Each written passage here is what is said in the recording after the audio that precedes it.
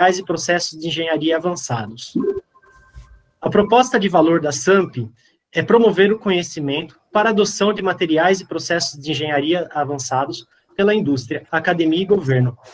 A SAMP disponibiliza a maior biblioteca online de trabalhos técnicos em diversas áreas de aplicação do segmento, vídeos de palestras e treinamentos, eventos e interações com diversas comunidades. A SAMP Universidades.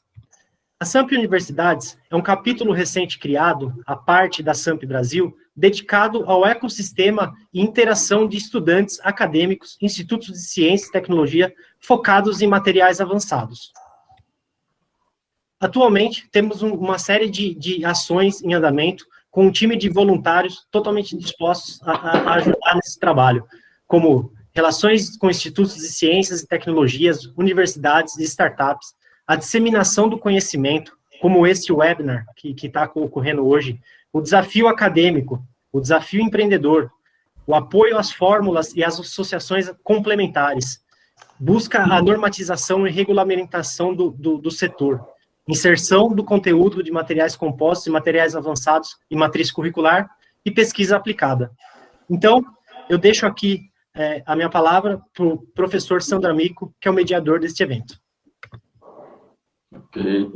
Muito obrigado, muito obrigado. Muito obrigado, Luiz, pela introdução aí do evento. Então, boa noite a todos.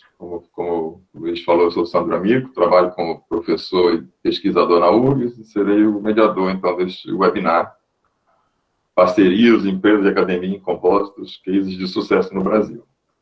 Bom, hoje temos dois convidados, né, como sempre, né, é o padrão, dois convidados. O nosso primeiro convidado de hoje é o Luiz Pardini. Eu vou apresentar ele agora. O Luiz Pardini já está aparecendo aí para vocês, né? Ele é graduado em Engenharia Química pela FMG, mestre em Ciência e Engenharia de Materiais pela UFSCar, e PhD em Material Science and Engineering pela University of Bath, Inglaterra. Ele possui também MBA em Gestão de Negócios pelo ITA-ESPM. Tá? Até 2018, foi pesquisador titular do Instituto de Aeronáutica e Espaço do Departamento de Ciência e Tecnologia Aeroespacial, CTA, e atualmente é professor associado do Programa de Pós-Graduação do Instituto Tecnológico de Aeronáutica, ITA, e presidente da Associação Brasileira de Carbono, a BCARB. Então, suas áreas de atuação são compósitos estruturais para aeronáutica e espacial, compósitos carbono-cerâmica, compósitos ablativos, fibras de carbono, polímeros avançados, aerogéis e compósitos nanoestruturais. Ele tem 34 orientações de mestrado, 9 de doutorados concluídos, e é coautor do excelente livro, né, Compósitos Estruturais, Ciência e Tecnologia, e já está na segunda edição. Então, eu convido, então, o professor Pardini para ficar à vontade para fazer uma breve apresentação institucional. Muito obrigado por ter aceitado o convite, participar com a gente. É uma honra ter vocês dois aí conosco hoje. Fique à vontade, Pardini, se quiser compartilhar a tela também. Pois não.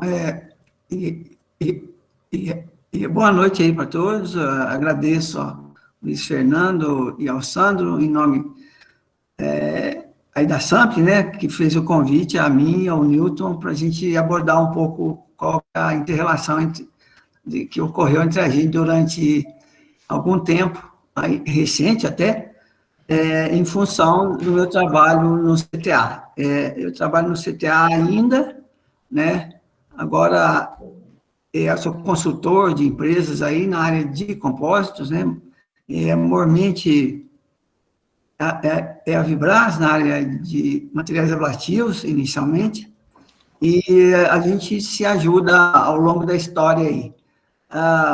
Trabalho aqui no ITA, o meu foco basicamente é em compósitos, né, e especificamente compósitos ablativos, e também na área de materiais de polímeros aplicados à fibra de carbono, né.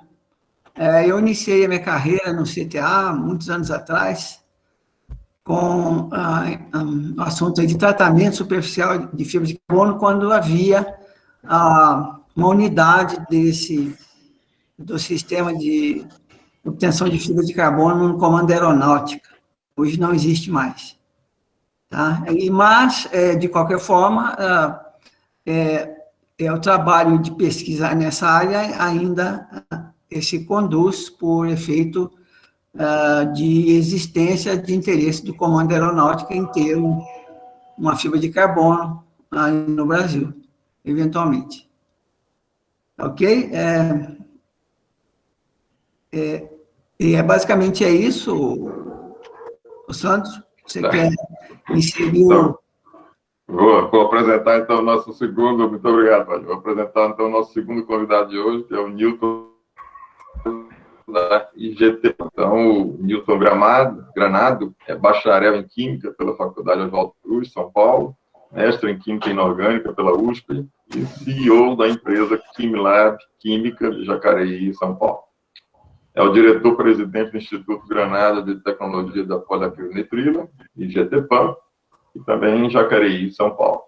Suas áreas de atuação são pesquisa com polímeros, principalmente a poliacrilonitrila, né, que é a estrela do show hoje aqui, né, a PAN, para a produção de fibras acrílicas, fibra de carbono, polímeros superabsorventes e processos de reciclagem de fibras acrílicas.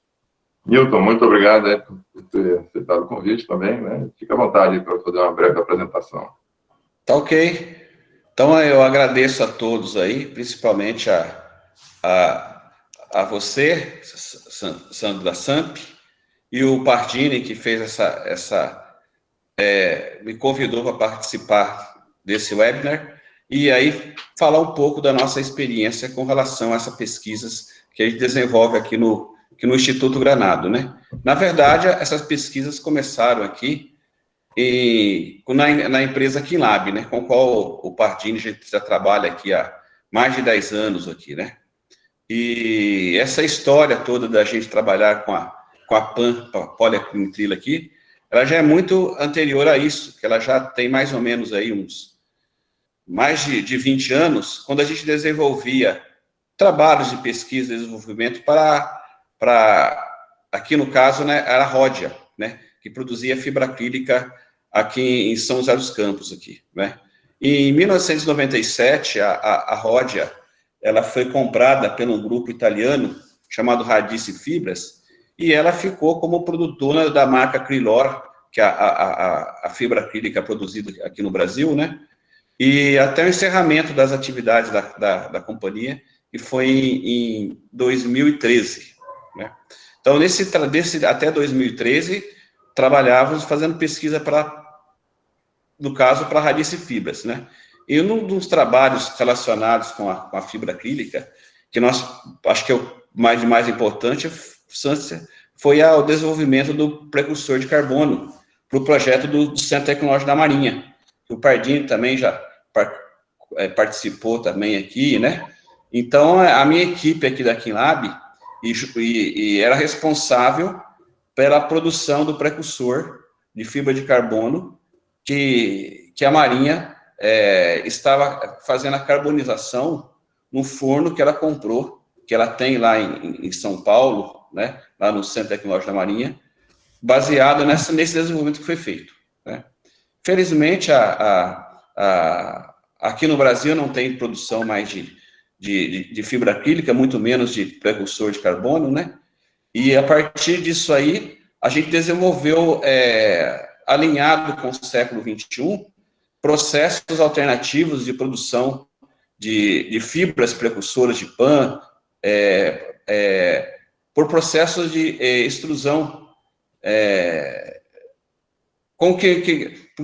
com o processo tradicional baseado na fiação úmida, usa solventes, né? Então, nós desenvolvemos um processo termoplástico aqui de fazer essa fibra, né? Então, nós já temos os equipamentos aqui estabelecidos, já temos 2 patentes aqui no Brasil relacionadas com esse processo termoplástico, e assim a gente vai indo, dando bastante temas de pesquisas para os alunos do Pardini, né? Já temos aí, talvez, mais de 10 alunos de pós-graduação que já se formaram com pesquisas nesse mesmo tema que nós desenvolvemos. Muitos deles já estão em algumas universidades aí do Brasil, também fazendo pesquisas nessa vertente. Então, é uma experiência muito positiva a relação que eu tenho aqui com o Pardini orientando pelo ITA e os alunos fazendo as pesquisas aqui conosco no Instituto Granado. Tá? Então, é isso que eu queria dizer. Ok, muito obrigado, muito obrigado. Foi bom ouvir essa contextualização inicial aí, para a gente poder continuar, então, a entrar no tema, então, aí do webinar de hoje, né? Eu queria, antes de começar, pedir às pessoas ali que não ligassem a câmera, né, o microfone, tá? Agora, a partir de agora, para eles poderem começar a apresentar, então, o webinar, tá? Aproveito também para agradecer, que eu não esqueci no começo, agradecer a presença de todos também, aí estamos felizes aí pela audiência. Então, vamos começar, então, a falar sobre o tópico deste webinar agora, que é polímeros precursores de fibra de carbono e compostos ablativos, né? Então, agora eu vou chamar de novo aí o Pardini e o Newton, fica à vontade ali, vocês podem interagir à vontade a partir de agora.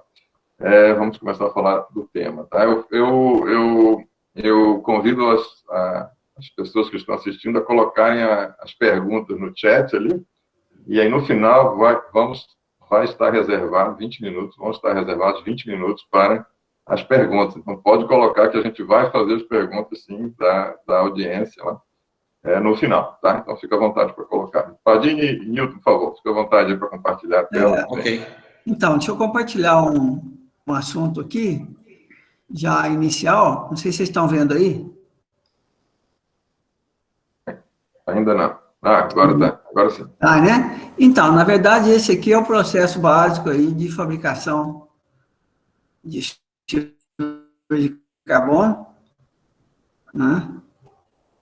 Ele sempre vai partir de uma fibra orgânica, né? Vai passar por um processo de estiramento, de estabilização, onde se transforma um polímero num material com estabilidade, né, para suportar as temperaturas de tratamento mais longínquas, tipo 1000 graus. Né? Nesse intervalo aqui de processo, já existe um produto intermediário que é de uso industrial, que é a fibra poliacrylnitrila oxidada, né, que já serve para exemplo, usar material ablativo, usar em vestimentas resistentes a fogo e isolamentos de fornos de maneira geral.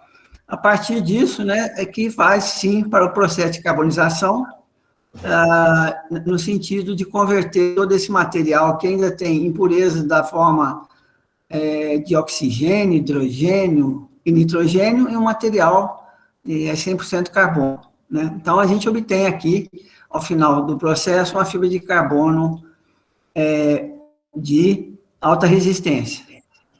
Não existe fibra de carbono de alto modo obtida de fibra de poliacrylnitrila. Né? É inviável o processo, mesmo porque um polímero que não estira adequadamente nessa região aqui de estabilização, ele não confere um ordenamento adequado para se obter fibra de alto modo. Bom, eu comecei no CTA justamente aqui aqui na fase aqui de tratamento superficial, no final da linha, por efeito ao longo da história, eu mudando de área, indo para uma ou outra seção, né, de fabricação de fibra de carbono, eu fui conhecendo o processo inteiro. Né? O ruim é que tem uma pessoa só que conhece o processo inteiro. Né? E eu já estou, vamos dizer, entregando um bastão para alguém. Né? Então, o ruim é isso, né? Fica assim, uma história e não tem a visão de longo prazo. O Brasil é um país que não tem visão de longo prazo. Aqui se apaga incêndio a toda hora, né? Então, ficou o projeto lá, hoje está enferrujando equipamentos, né? E sobrou o projeto da Marinha, nisso tudo aqui. a Marinha vai ter que fazer fibra de carbono, porque se não fizer, não tem ultracentrífuga, né? Então, ela vai ter que dar um jeito de fazer a fibra. E a fibra de carbono na área nuclear é altamente sensível, né? Ninguém vende para esse uso. Vende para a Embraer, porque já é um produto acabado, né? E não tem... não incomoda, porque eles vigiam todo o processo, né, de fabricação. Então, foi aqui que os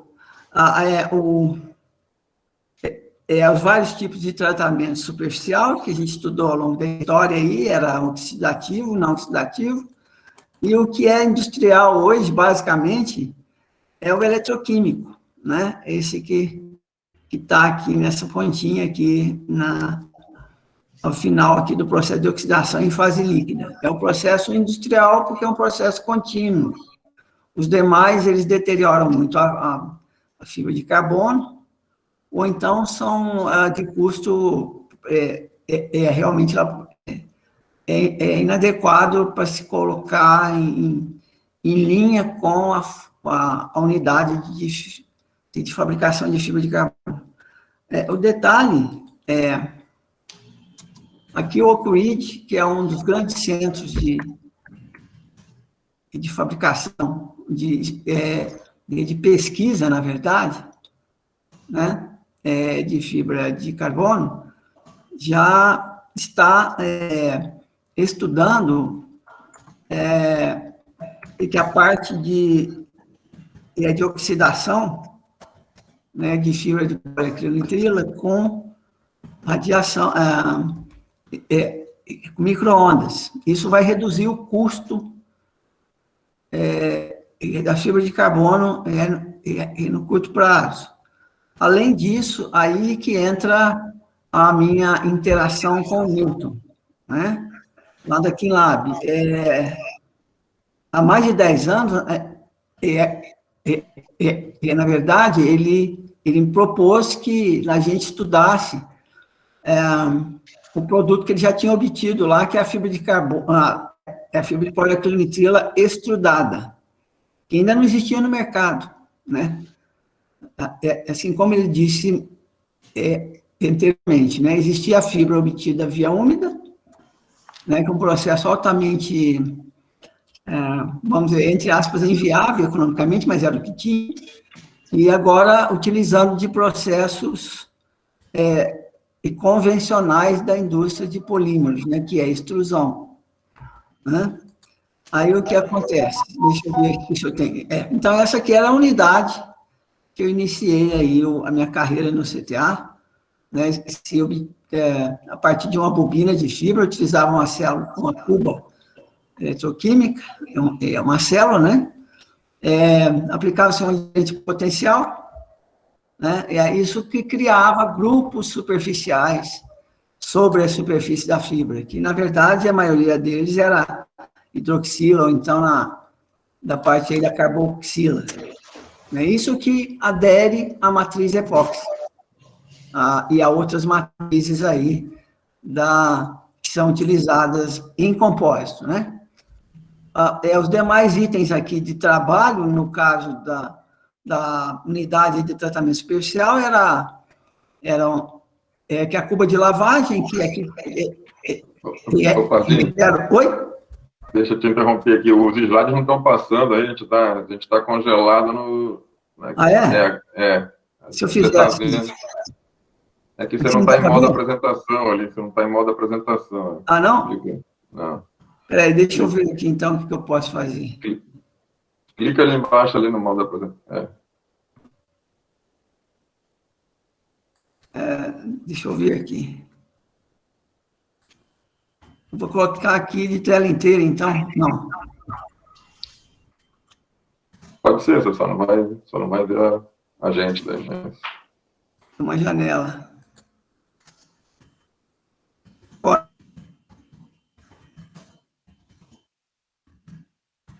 Ou não? Por enquanto, não.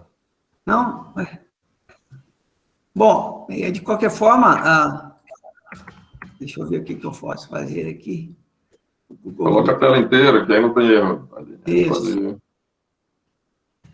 Agora sim, está vindo alguma coisa. Não. Tá. Deixa eu ver aqui para a trilheira. Estamos vendo a tela em preto e branco. Tá, Agora, só que... Agora sumiu de novo. Viu de novo?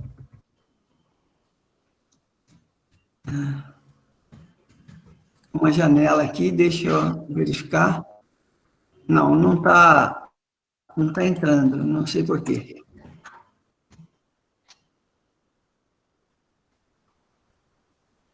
E a tela inteira não deu certo? Não deu certo com a tela inteira, não. Tá, então deixa como estava lá, volta para onde estava e passe os slides na setinha mesmo, Paulinho, que aí a gente vai ficar vendo aí. Peraí. Tá, é aqui, achei. Acho que eu achei, não sei. Não vai. Por enquanto, nada. Não está realmente entrando. Bom, de qualquer forma, eu vou disponibilizar isso aqui depois para alguém, se quiser.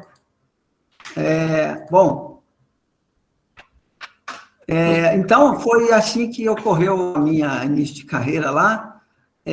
E, a partir de então, a gente foi... eles me mandaram lá para a Universidade de Bath para que eu fizesse carbono. Nós obtivemos lá uma pesquisa que é usada até hoje. Na verdade, foi a modificação de carbono com carbeto de silício. O carbono é primo do carbeto de silício, né? Então, ele sempre está junto. E outra coisa que também nasceu e morreu no CTA. Nós não temos uma fábrica de carbono, né? Infelizmente, as coisas não têm uma continuidade, né, que a gente eventualmente ela desejasse, né? Mas o trabalho com a indústria é muito mais versátil, é objetivo, almeja-se alguma coisa mais, vamos dizer, de utilidade imediata, né? E foi assim que eu me propus a trabalhar com o Newton e orientando os alunos lá dentro aqui no Lab mesmo, né? Juntamente com a parte acadêmica que o ITA se encarregava de operacionalizar. Ok? Basicamente era isso aí que eu tinha falado. A gente pode discutir mais alguma coisa com o Newton aí. E é isso. Você pode, se quiser continuar tentando ali a compartilhar a tela, pode continuar. A gente ok, deixa eu tentar aqui. Tá. Me deram um cola aqui. Desligar a câmera, tá? Tá bem. Deixa eu ver se eu desligo a câmera e se eu tento aqui. Não está entrando na minha tela. Mas a janela você consegue, né? Janela eu consigo. Tá, então bota na janela lá, escolhe o PowerPoint e passa as setinhas direto ali, sem ser em modo apresentação, pelo menos. Você consegue mostrar. Coloca ali na janela. Vem cá. Como estava no começo ali. Vem cá, onde? Espera aí. Newton, fica à vontade aí, se quiser ocupar o... Tá bom. Fica à vontade aí, para ele. Então, então, como o Paradini estava falando aí, essa questão do desenvolvimento da fibra de carbono no Brasil já vem de longas datas, né? E, então, teve várias iniciativas que, por parte, principalmente dos órgãos militares, o CETEX, com relação à fibra de piche anisotrópico, teve aí o CTA, que teve também essa iniciativa de começar, mas não logrou nenhum resultado com relação a isso, né? Então, um dos projetos que realmente avançaram um pouco mais foi com relação ao projeto do Centro Tecnológico da Marinha, que foi desenvolvido, né, basicamente com a cooperação com a nossa equipe aqui na Radice Fibras, né? Principalmente com o engenheiro Elcio Garcia, que era o responsável de pesquisa e desenvolvimento lá da Radice, né? E aí foi dada a tarefa, inicialmente foi adquirido um precursor de carbono da empresa inglesa, a Courtauld.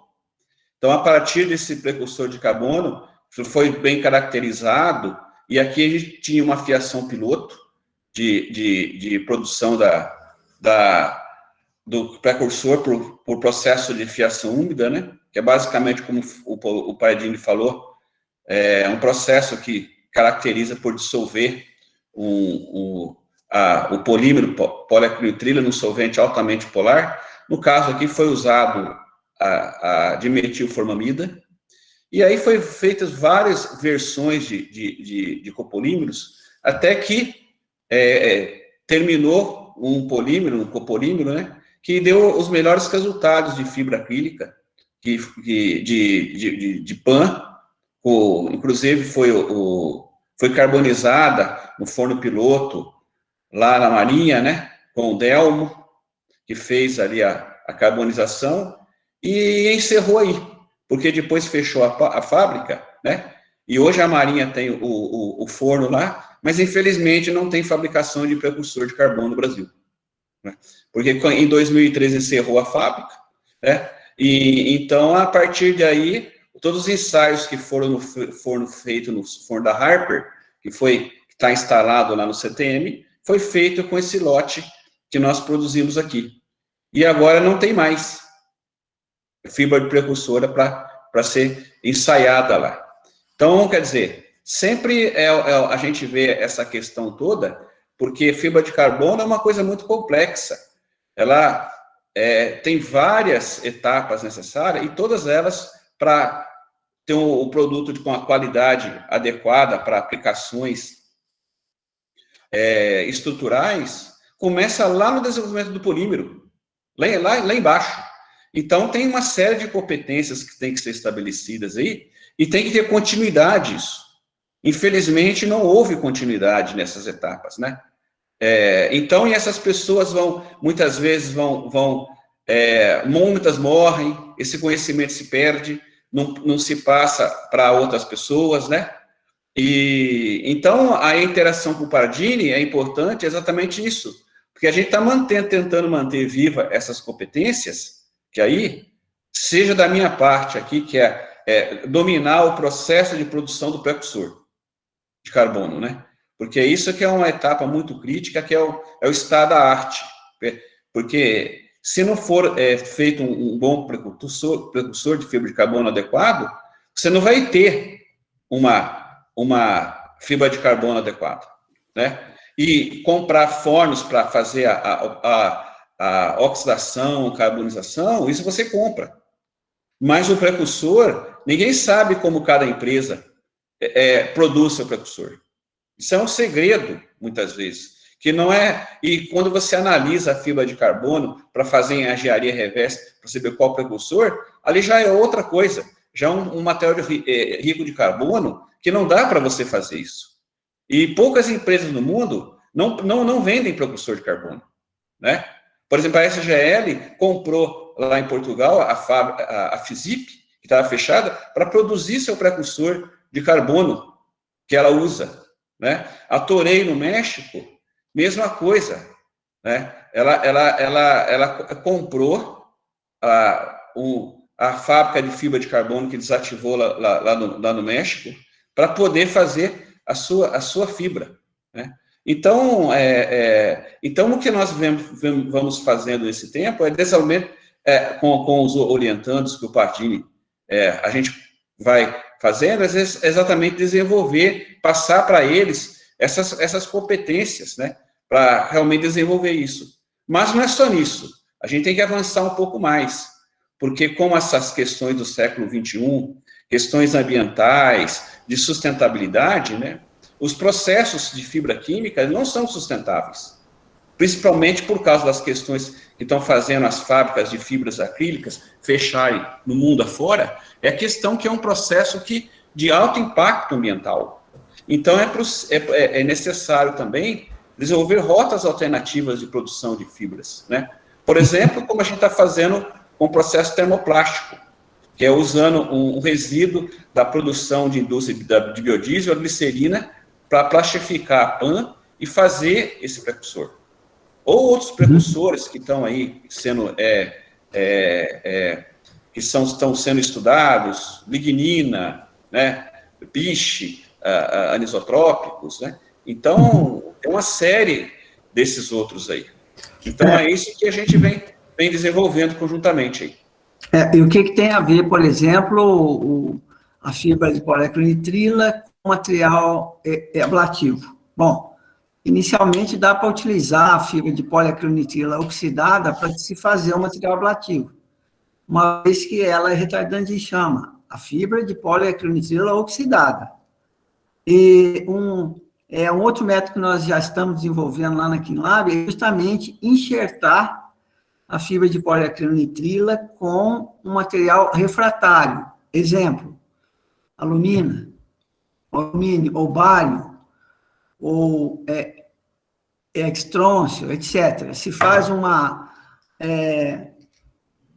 espécie de hidrolisação da fibra, ela abre a estrutura, né, e enxerta o material refratário e se utiliza para fazer o compósito, né? É um método diferente de obter um filamento de reforço, né, para material ablativo. Então, ao invés de utilizar o final da produção, que é a fibra de carbono, utiliza-se já a fibra de poliacronitrila, que vai gerar um carbono depois, né? O material ablativo ele precisa ser um material que queima, né, durante o processo, e protege a estrutura, né? Basicamente seria esse o link, a ligação entre o que a PAN e o material ablativo se complementam, né? Ok? Ok. Você ainda está compartilhando a tela aí, mas ela está toda preta aí, só para te avisar. Tá. Tudo bem. Está compartilhando? Agora sim, agora apareceu. Se quiser mostrar mais alguma coisa. Então, aqui é que eu estava mostrando, né, o método industrial de fazer o sistema de tratamento superficial, eletroquímico, que é contínuo. Aqui um slide mostrando que o QRID já está trabalhando com o processo de estabilização utilizando de micro-ondas, né, vai reduzir muito o custo da fibra de carbono, em função de que esse método aqui essencialmente por temperatura e por longo tempo, né? E aqui agora tivemos aí fibras com processos de extrusão da indústria de polímeros aí, que é convencional, né? Extrusão. E não fiação a úmido. Então, esse método de obter fibra de poliacronitrila representa 50% do todo custo aqui da fibra de carbono. Então, se reduzir o custo aqui e aqui, aí já começa a ficar interessante para a indústria automobilística. Uhum. Né? Então, esse é o que a gente está, vamos dizer, almejando, né? Embora não exista exatamente uma empresa instalada aqui de fibra de carbono, mas nós não podemos só pensar no Brasil, né? A gente tem que pensar fora também, porque se pensar aqui em mercado não corresponde, etc, etc. Né? Ok? Tá certo. Ok. Bom, eu posso fazer uma pergunta, então, eu vou começar aqui as perguntas ali, acho que está, a não ser que posso passar para as perguntas ali? Podemos? Ok. Tá, eu vou começar com a minha, então, para o Newton aí. Newton, você falou várias vezes que a PAN precisa ser especial aí para poder servir como precursor de carbono, da fibra de carbono. Mas quais são as propriedades, então, fundamentais ali que a PAN precisa ter, que você considera, se ela atender aquilo ali, ela pode ser usada como precursor para a fibra de carbono? Bom, a principal propriedade dela, com relação, que é ajustada nela, que se você fazer uma fibra, seria mais fácil fazer a fibra se fosse com material homopolimérico, né? Porque a PAN ela tem uma característica diferente de todos os outros polímeros, que quando ela é submetida a um tratamento térmico, mais ou menos por volta de 200 até mais ou menos 300 graus Celsius, ela começa a criar uma estrutura cross-linkada, rígida, né? Que a gente chama de ciclização. Essa ciclização da PAN é que dá estabilidade dimensional para ela ser submetida às demais fases, seja de oxidação e depois a carbonização. Só que com essa reação, quando ocorre, é uma reação altamente exotérmica, né? Ela é uma liberação de energia até descontrolada, que pode até muitas fábricas de precursor de carbono ou de fibra de carbono pegar fogo. Então você tem que ter um controle dessa exotermia de reação, para controlar a fase onde ocorre a maior liberação de energia dela, esse processo de ciclização. Então, para esse controle que você tem, o que você faz? Você tem que colocar comonômeros na cadeia. Você tem que controlar essa colocando comonômeros. Então, são vários comonômeros que são usados, né? Um deles, por exemplo, é o ácido itacônico, né? São as poliacrilamidas que são adicionados aí. Então, você reduz o teor de 100% do homopolímero para mais ou menos aí, mantendo o teor de PAN 95%, mais ou menos, controlando entre 2% e 3% de comonômeros. Com isso, você controla essa exotermia e aí você pode fazer a sua fibra de carbono, né? Uma outra propriedade que é importante é o controle do peso molecular do polímero. Porque se você faz um polímero com peso molecular muito baixo, na hora que você vai estirar, alinhar as cadeias, esse material ele tem baixa tenacidade. Então, o que prejudica as etapas posteriores ali. Então, o ideal é você ter um polímero de alto peso molecular. Se você aumentar muito, também você diminui a solubilidade desse polímero no solvente de fiação. Então, tem que fazer achar um meio termo aí.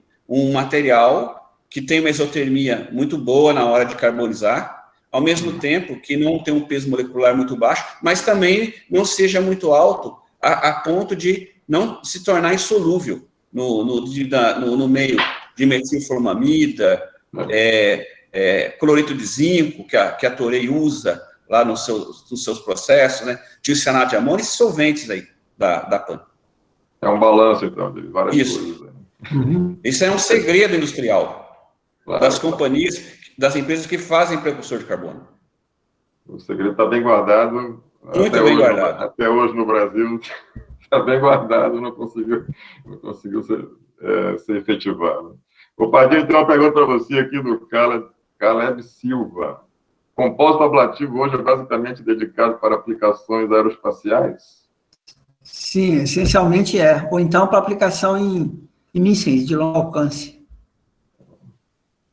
Né? Uhum. Basicamente, o compósito ablativo ou é na ogiva de lançadores de foguetes, ou então no subsistema que a gente chama de divergente do foguete, né, onde sai o escapamento dos gases do propelente. Né? Mas é aquela tal história, só um faz, né? Então, isso é estratégico. E se não fizer, não tem quem venda, não tem como importar. Então, é necessário que se faça uma pesquisa nisso, sempre em busca de coisas melhores, né? Entendi. Tá certo. Eu vou fazer uma pergunta aí mais uma para o Newton aqui. Newton, você falou também de outras fontes, né? Falou outras possíveis fontes de fibra de carbono, né? Nesse ponto, a gente vai em duas estratégias. Aí, né? O mundo está indo em duas estratégias. Aí. Uma é ir para a questão, atender mais a bio-based ali, né? Basicamente, como você falou ali. Né? Ou simplesmente usar uma fonte bio para uma poliacrilinitrila. Né? Qual que você acha, o que você acha que está mais próximo ali para a gente? Por exemplo, a fibra de carbono, os precursores começaram lá nos anos 50, né? 58, Rayon, 60, PAN, Piche também anos 60. Hoje em dia, a PAN, como precursor de fibra de carbono, é 97% do mercado, é o último número que eu tenho, é isso aí, 97%. E não mudou nada, né? Desde então, aí, nos últimos 60 anos, basicamente, continuam essas três fontes ali, né? O que mudou de lá para cá foi que o Rayon desapareceu. Basicamente, ficou só a PAN e o Piche, né? Então, qual é o futuro daí? Já que tem a questão do petróleo, tanto com a poliacrilinitrila como com o Piche, tem a questão do petróleo, né? E ambos são de fonte não renovável. O futuro são essas fontes bio aí, ou você acha que a PAN é insubstituível, hein? Tipo a lignina, por exemplo, como fonte? Eu acho o seguinte, né? Que, na verdade, o melhor material para precursor de fibra de carbono é a poliacrilinitrila. Não tem outro. Se você quiser fibra de carbono com alta tenacidade para uso estrutural, vai ser difícil substituir. Talvez possa ser fibras de compostos, né, ou brendas com grafeno, outras coisas aí, mas vai ser muito difícil, né? O que existe, que está aparecendo no mercado aí, são fibras de carbono para aplicações não estruturais, ou estruturais, mas com especificações menos rígidas, né? Então, esse também é um mercado muito grande que está se desenvolvendo aí, né? Então, N aplicações aí para fibra de carbono no mundo, né? E entre esses precursores que estão nos processos que nós chamamos aí de sustentáveis para a produção de PAN, você pode pensar desde a produção do monômero da PAN, acrilinitrila, partindo de uma rota verde, que é usando um resíduo que existe aí, que é a glicerina. Então, fazendo a monólise da glicerina, tem processo já aí, que já está, você consegue fazer uma pólica totalmente oriunda da cadeia de recurso renovável sem vir do petróleo, né? Com relação a outros precursores aí, que estão sendo estudados aí, mas a questão é que dificilmente eles vão ter características estruturais. Por exemplo, a gente fala da lignina. A lignina é um resíduo aí abundante na indústria de papel e celulose, que é oriunda do processo craft, do craft ali. Só que essa lignina, para você ter uma fibra adequada, é necessário você separar de tudo aqueles resíduos que tem nessa lignina craft ali, a lignina que interessa para você. E esse processo, muitas vezes, é mais caro do que você produzir a fibra de carbono com a própria PAN. Né? Então, tem processos usando polietileno, poliestireno, mas aí são reações que você tem que fazer estabilização com ácido sulfúrico e condições muito agressivas, que no final das contas é pior, né? Que você usar um lixo, um resíduo aí que tem aí de polietileno, poliestireno, para fazer um precursor de carbono, que é lixo, mas o processo que torna isso, estabiliza isso para você fazer a carbonização, também é muito agressivo, né? Então, esse equilíbrio de processos aí, de matrizes, de fontes de precursores, feedstocks, é uma coisa que faz com que, até agora, não apareceu um substituto melhor para a PAN. Tá, obrigado, Milton. Eu vou fazer uma para o Pardini aqui. Eu vou pedir para as pessoas colocarem as perguntas ali, tá? Enquanto isso, eu vou fazendo aqui a do Caleb Silva. Acho que ele já colocou umas 3 aqui. Vamos para a segunda dele aqui, Pardini. Como viabilizar economicamente tal tecnologia, uma vez que a indústria aeroespacial brasileira ainda é muito pequena comparada com outros países. Então, E aí eu vou estender só essa pergunta dele para a Pardini, falando uma coisa. Será que a gente usa pouca fibra de carbono aqui porque o custo é alto, porque vem de fora, ou não? O problema é outro aqui para a gente aqui. O problema é de conseguir usar realmente, de saber usar a fibra de carbono adequadamente. Como você acha? Na verdade, saber usar é a mesma coisa que utilizar a fibra de vidro, né? Para fabricar compósito de fibra de vidro, você usa tecnologia similar com fibra de carbono, só muda o reforço. Agora, com relação o problema é o custo, né, que ainda é muito alto da fibra de carbono em relação a fibras ordinárias, aí, tipo fibra de vidro, né, então se pensa 2 vezes em utilizar, mas em setores como energia eólica, isso em algum momento vai ser o mote, né, utilizar a fibra de carbono, uma vez que as pás estão ficando maiores, né, em tamanho, né, envergadura.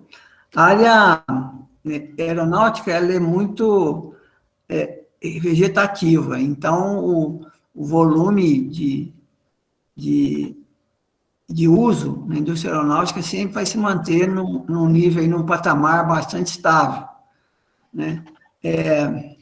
Já vista o foguete aí da SpaceX, que ao invés de fibra de carbono, utilizou aço inox, né? Então, a gente tem que pensar bem se usa ou não fibra de carbono, dependendo do projeto, né? Agora, com relação a montar uma fábrica no Brasil, a gente precisa só pensar no mundo, não precisa pensar no mercado brasileiro. O mercado brasileiro é pequeno. A gente já tem um monte de problema aqui para resolver, vai pensar numa fábrica aqui, tem que pensar para o mundo, né? E que as fábricas são automáticas, né? Elas não usam mão de obra intensiva, né? Então, o mercado vai ser o mundo, não é agora, né? A gente ficou sabendo recentemente que tinha uma fábrica de fibra de carbono novinha, em folha, na Rússia, e que já estão pensando em exportar para o mundo inteiro, né?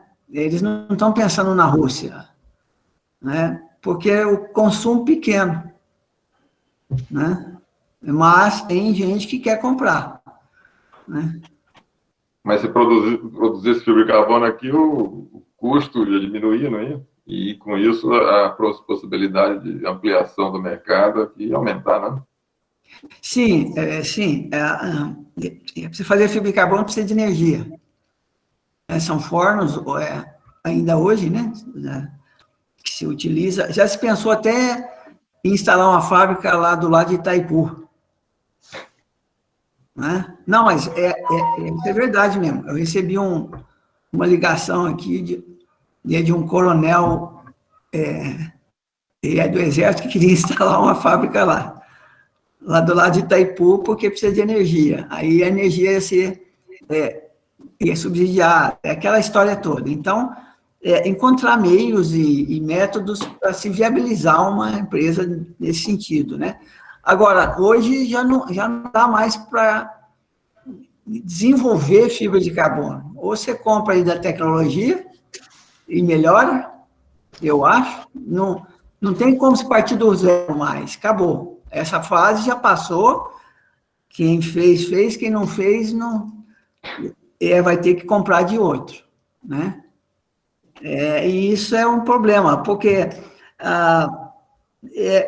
o problema da fibra de carbono é usar na área nuclear. Isso aí é um problema grave. E não adianta enganar os amigos lá de cima, que eles não vão acreditar na gente, né? Então, tem que saber exatamente como é que se coloca uma unidade dessa aqui, né? Entendi. Bom, eu vou vou fazer mais uma colocação aqui, então, Pardini. Eu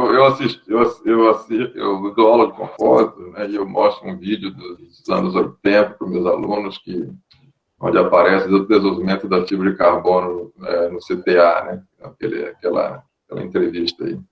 É um cult aí no Brasil, aquela reportagem ali.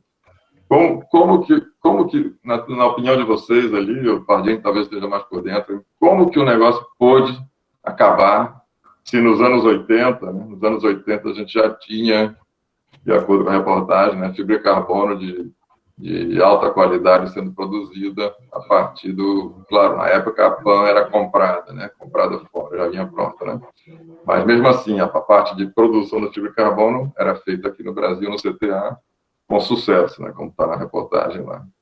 Como que isso parou, Pardini? Essa história eu sei, mais ou menos. Eu comecei no CTA no meio do caminho, com o trem andando, né, como a gente diz aqui em Minas Gerais. Na verdade, a fibra de carbono começou no Brasil junto com a Coreia, em 1968. 1968, não é 1980. É o que eu falei no início aqui da nossa bate-papo, que aqui a gente não tem visão de futuro, né? E ao longo do tempo, o que foi acontecendo? A instituição, ela não se interessou em função de vários aspectos, né? Em dar continuidade, né, a uma unidade dessa aqui no Brasil, mesmo porque exigia muito investimento, né? O país aí está com problema de hospital, imagina investir, bom, mas investiu em um monte de estádios, né? Então a gente tem que tem que saber o que. Então, além disso, é um país que não sabe escolher o que fazer, né? Então, se escolhesse o certo, né, a gente já teria uma fábrica aqui no Brasil. Eu não vou entrar no mérito do que aconteceu lá dentro, não, que se depois eu vou ser preso aqui, depois de sair dessa entrevista. Tá? Tá bom? A turma está achando graça aí no chat. Então, não adianta ficar remoendo também o leão depois de morto, né? Mas o projeto da Marinha ele sobreviveu meio ainda não está na plenitude, né, de execução, mas eles vão ter que ter isso se quiserem ultracentrífuga. Então, você ainda está esperançoso ainda que teremos, então, fibra de carbono no Brasil?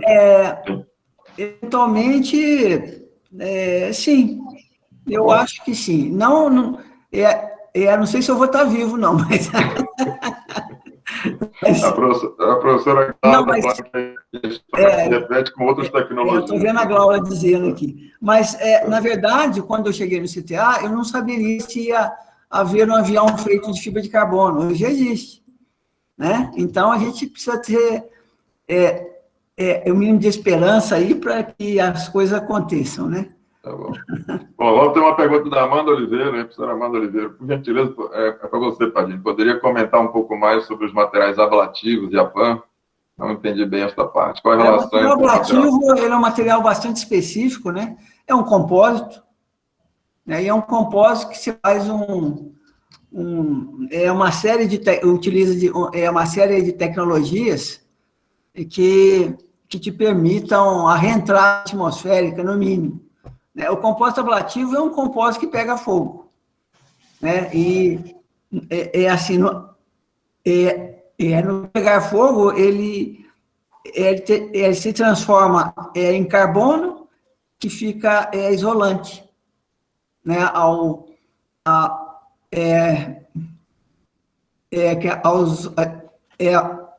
vários sistemas de que ficam dentro da cápsula, ou eventualmente vidas até humanas, né? Então, esse que é o propósito de utilizar um compósito para fazer material ablativo. E a Panox, naquele caso, no caso, né? Essa A parte da Panox Panox. é uma fibra inerentemente que não pega fogo, né? Ela não é ignita, né? Então, já é um produto, já é intermediário da fabricação da fibra de carbono, que dá para... E tem valor comercial, né? Tem um valor comercial. Já tem um valor comercial adequado aí para inserção no mercado, né? Tá bom. Bom, agora temos um aqui para o Newton. Newton, a Lina Ramos pergunta aqui, já pensou em utilizar o material PAN em equipamentos de proteção contra a Covid? Ela tem propriedades repelentes a materiais biológicos? Alguma coisa sobre isso? Características? Bom, eu gosto de estudar a PAN, porque ela de todos os polímeros que existem aí, né? Não estou puxando a sardinha para minha brasa, né? Mas ela é um polímero espetacular em relação a todos que existem. Por que isso? Que nós dizemos isso?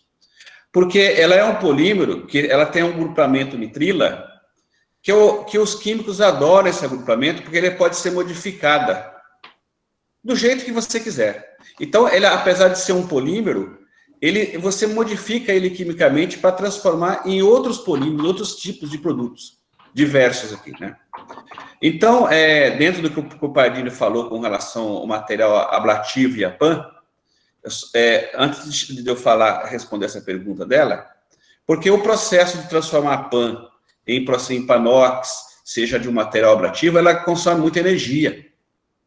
Então, a gente está estudando aqui um processo que a gente transforma a PAN por um processo de hidrólise química, onde substitui esse grupo nitrila por outros grupos carboxilas, e esses carboxilas reagem com metais, elementos refratários, bário, estrôncio, alumina. Então, de modo que a gente consegue fazer um material ablativo com baixa consumo de energia, né?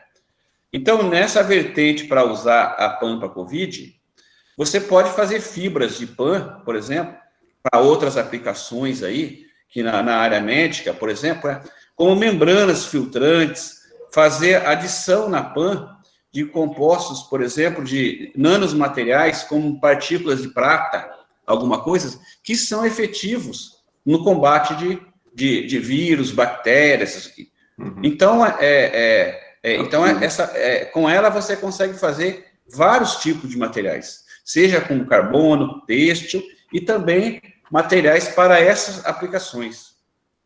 Newton, sim, eu vou a gente está aproximando do fim aqui, eu vou fazer uma última pergunta que você respondesse, se puder responder rápido ali, aí tem a ver com o nosso tema aqui, que é a questão em que, se alguém está assistindo, alguém de poder político está assistindo, qual que é a situação da IGT-PAN quão pronta a IGT-PAN está para fornecer a poliacrilinitrila para alguém fazer fibra de carbono no Brasil? Como é que você caracteriza isso daí? E aí eu queria que você continuasse no final e dissesse a sua mensagem final aí para as empresas com relação a novas parcerias com grupos de pesquisa, tá? Por favor, Nilton. Bom, nós temos uma planta de produção piloto de polímero aqui, né?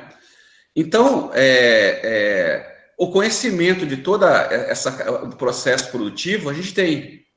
Hoje, o IGT-PAN aqui, ele é uma instituição aqui de pesquisa, né? E essa pesquisa, a gente está disposta a passar o conhecimento para qualquer empresa que estiver interessada, né? E já temos vários resultados dessas pesquisas. Por exemplo, quando a gente fala em PAN, coisa e tal, assim, né? Ela é importante, sim, porque ela é o polímero que é usado para a produção de fibras acrílicas. Fibras acrílicas é o maior mercado de PAN, que é 2,2 milhões de toneladas por ano.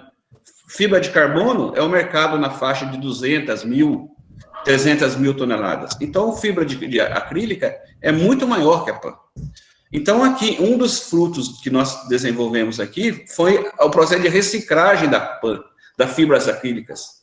E nós transformamos eles num material super absorvente, que nós estamos com uma marca, que já todos estão vendo aí, Hidrocilo, que está sendo comercializado para uso agrícola no Brasil. Então, nós transformamos um resíduo da indústria de fibra de PAN, da indústria de fibra acrílica, numa solução ambiental para armazenar água no solo, para fazer o plantio gastando menos água, tá?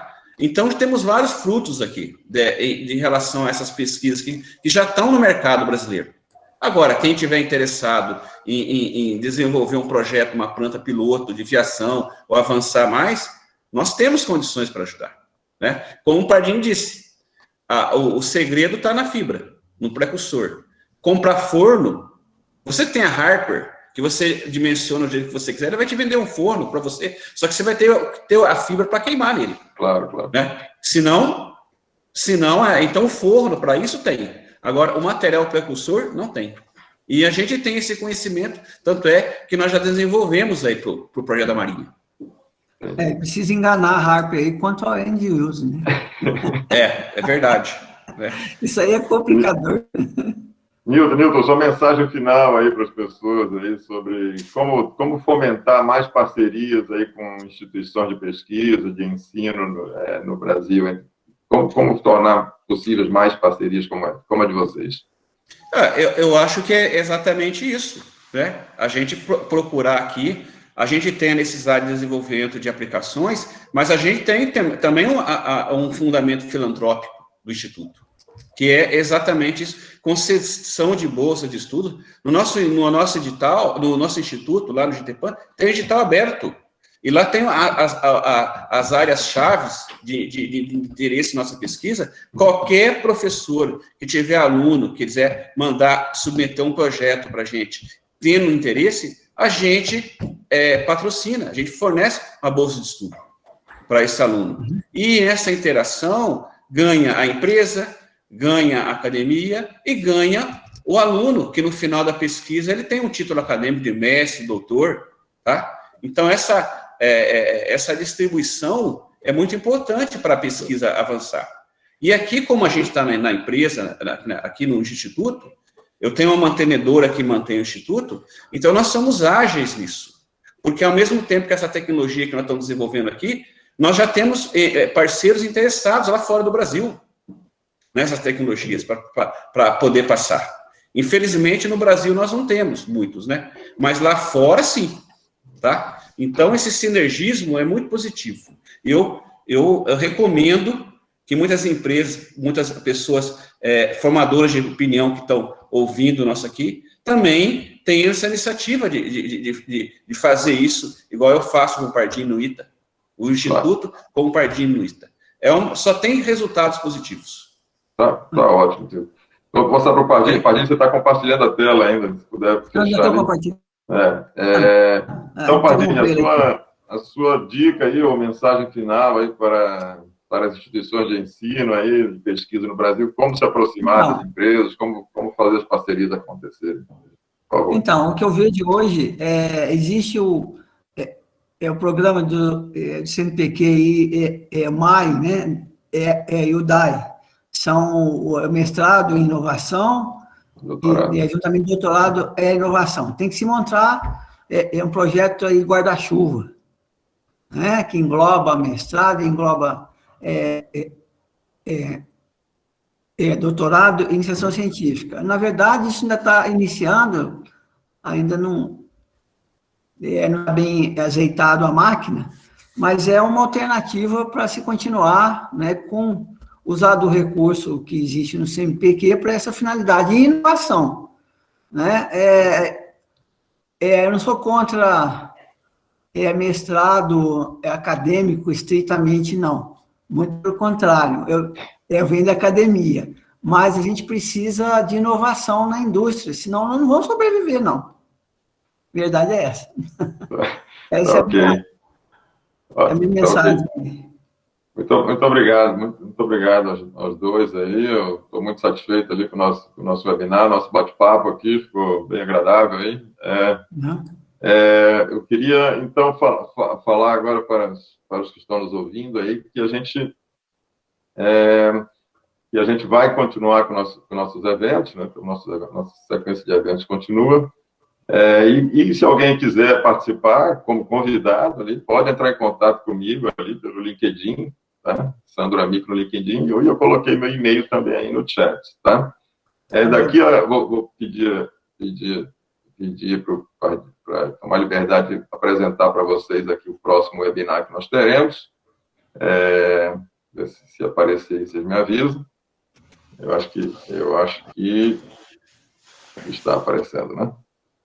Está ali já. Então, esse é o próximo webinar que a gente vai ter daqui a 2 semanas, reciclagem e corte de compostos estruturais na indústria aeronáutica também, tá? Com uma equipe da Unifesp, 3 convidados da Unifesp, ali o Fábio Passador, a professora Mirabel Rezende, a Larissa, e do lado da Altec, o Orestes Ferro. Então, estão todos convidados daqui a 14 dias para esse próximo webinar, tá? Então, por último, eu queria, então, agradecer a todos, queria agradecer novamente aí ao Pardini e ao Newton, foi muito agradável aqui, o nosso bate-papo, agradecer a todos aí todos que estão nos ouvindo aí, e convidar novamente todos para daqui a 2 semanas nos reencontrarmos aqui, tá bom? Muito obrigado a todos aí, muito obrigado, Newton, obrigado, Pardini. Obrigado.